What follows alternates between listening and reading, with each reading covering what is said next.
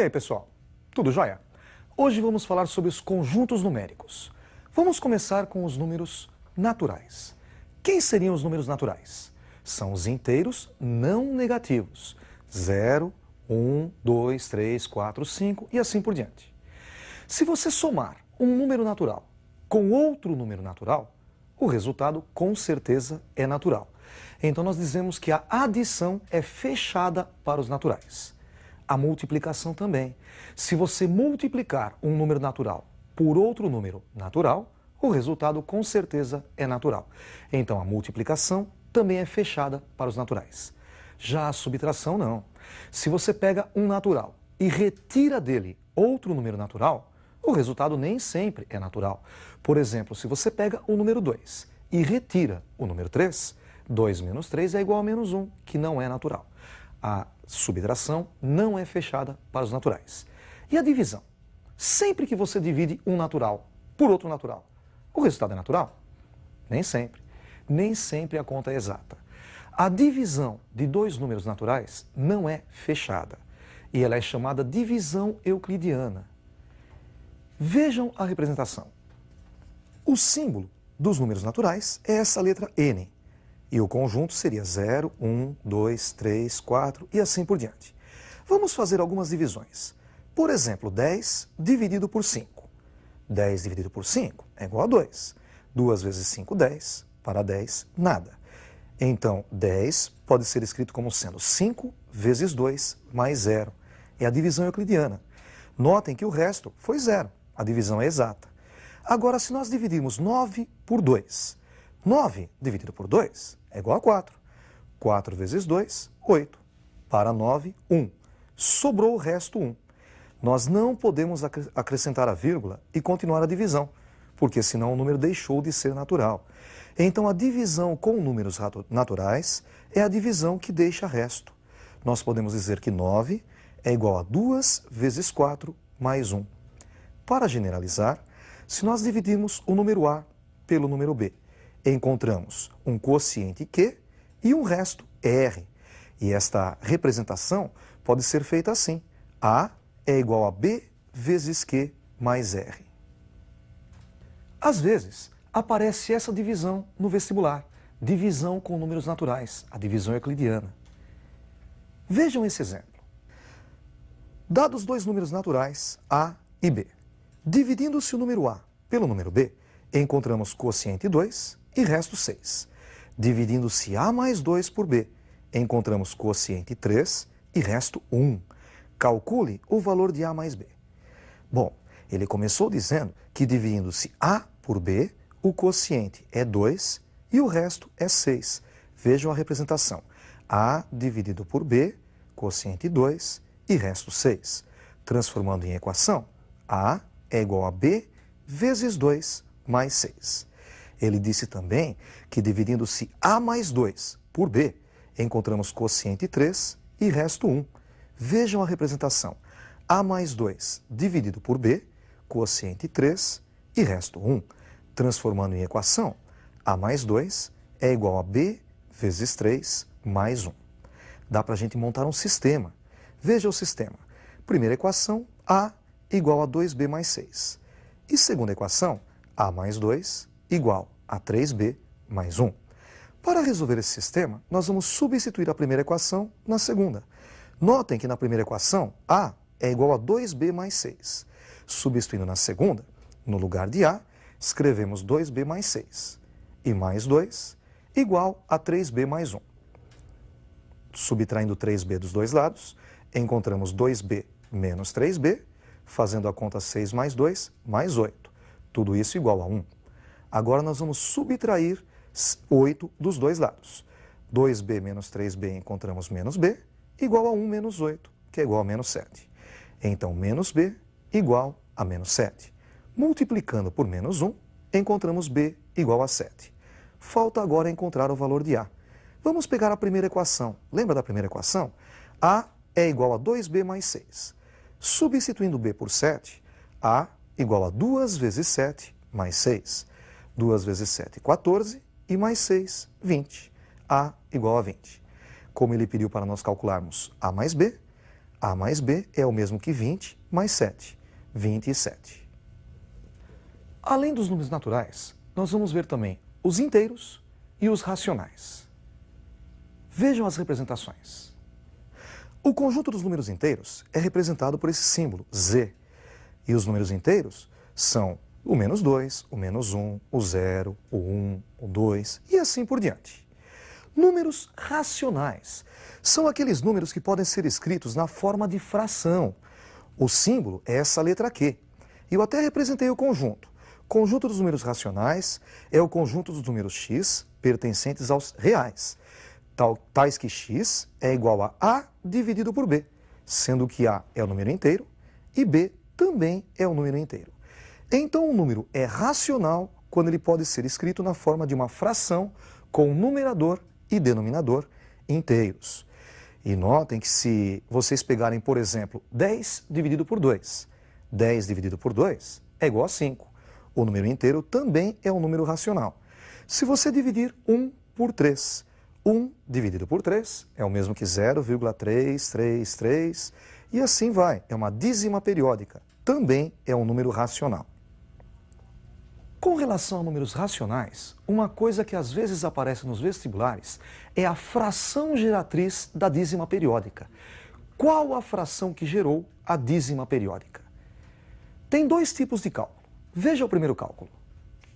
0,333 e reticências. Isso é uma dízima periódica. Notem que o número 3 vai se repetir indefinidamente. Ela tem período 3. Tem uma regra prática para montar a fração. Você coloca um traço de fração, em cima do traço de fração você repete o período. O período dessa dízima é 3, é aquele número que se repete. E embaixo você coloca tantos noves quantas forem as casas periódicas. Como só tem uma casa em cima, você coloca um único 9 embaixo, ficando assim com 3 nonos. Simplificando, 1/3. Veja o outro exemplo. 0,626262 e assim vai. O período dessa dízima é 62. E ela tem duas casas. Então nós colocamos em cima da fração 62 e embaixo 2 noves, pois são duas casas periódicas. Nem sempre a dízima começa com 0. Olha esse terceiro exemplo. 1,313131 e reticências. Agora, para resolver, nós vamos separar em duas contas. 1, que é a parte inteira, e mais a parte decimal, 0,313131 e reticências. O 1 mais 0,313131, o período é 31. E nós vamos dividir por 2 noves, pois são duas casas periódicas. Ficamos com 1 mais 31 sobre 99. Tirando o mínimo, mínimo entre 1 e 99 é 99. 99 dividido por 1, 99, vezes 1, 99. E mais 99 por 99 é 1, vezes 31, 31. Somando em cima, 99 mais 31, encontramos 130 sobre 99. O que nós acabamos de ver agora foi a dízima periódica simples. Também temos a dízima periódica composta. Qual seria a dízima periódica composta? Após a vírgula, antes de começar o período, existe uma parte não periódica. Vejam como fica o cálculo. Olha essa dízima. 0,21311313. Notem que o período dessa dízima é 13. E logo após a vírgula apareceu o número 2, que não é periódico.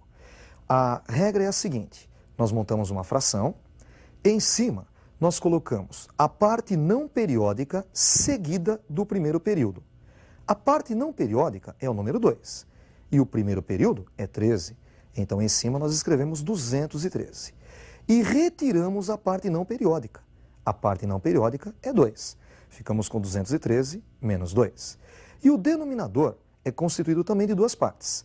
A primeira parte, tantos noves quantas forem as casas periódicas.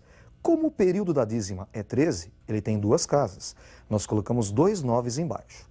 E esses noves são seguidos de tantos zeros quantas forem as casas não periódicas. Como a única casa periódica é o número 2, nós só temos uma casa não periódica, um único zero. Então, olha só, repetindo. Em cima, a parte não periódica seguida do primeiro período, 213. menos a parte não periódica, 2, dividido por tantos 9 quantas forem as casas periódicas, 1 e 3, duas casas periódicas, 2 9, seguidos por tantos zeros quantas forem as casas não periódicas, uma única casa não periódica, um único zero. 213 menos 2 é igual a 211. E a resposta, 211 sobre 990. Vejam esse outro exemplo. 0,15777 e assim por diante. Outra dízima composta. O período é 7 e a parte não periódica, 15. Vamos fazer a conta.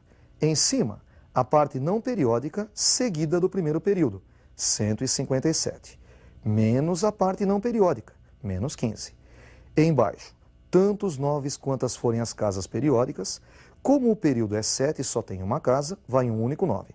Seguido de tantos zeros quantas forem as casas não periódicas. São duas casas não periódicas, vão 2 números zeros. Fazendo a conta em cima, 157 menos 15, 142, dividido por 990. Neste caso, podemos simplificar por 2, em cima e embaixo, obtendo assim 71 sobre 450. Vamos agora falar sobre números complexos. O número complexo é o número na forma de um par ordenado. Veja a representação. O símbolo do número complexo é a letra C, e ele é um conjunto formado por pares ordenados x e y, sendo que x é um número real e y é um número real. Existem duas operações importantes entre os números complexos na forma de par ordenado. Vamos pegar um número A, um par ordenado A e B, pertencente aos números complexos, e um par ordenado CD, também pertencente aos complexos. A primeira operação é a adição. Nós podemos somar os dois pares ordenados, AB mais CD. O x resultante é a soma do x dos dois elementos, A mais C. E o y, a soma dos y resultantes, B mais D. Outra operação é a multiplicação, AB vezes CD. Aí tem uma regrinha, tem uma fórmula. Para fazer o x, você pega o primeiro multiplicado pelo primeiro, A vezes C, menos o segundo multiplicado pelo segundo, B vezes D. Aí você encontrou o x. Para encontrar o y, você faz o contrário. O primeiro multiplicado pelo segundo, A vezes D, e mais o segundo multiplicado pelo primeiro, B vezes C. Além da representação na forma de par ordenado, você também tem a forma algébrica de representar o número complexo. Veja a forma algébrica. Se nós pegarmos o par x e y, ele pode ser representado na forma algébrica por z igual a x mais yi, sendo que x é a parte real, yi a parte imaginária. Por exemplo, se nós pegarmos o par AB, ele pode ser representado por z igual a mais bi. Vamos usar agora números. Por exemplo, 1, 2 é o mesmo que 1 mais 2i. 2 menos 7, 2 menos 7i. Menos 1, 0. Menos 1 mais 0i. Opa, 0 vezes i é igual a 0. Sobra então menos 1. Esse é um número real. E 0, 1. 0 mais 1i. 0 mais 1i é o mesmo que i. Ele é chamado imaginário puro. Com isso, nós encerramos a nossa aula de hoje. Até a próxima aula. Um abraço.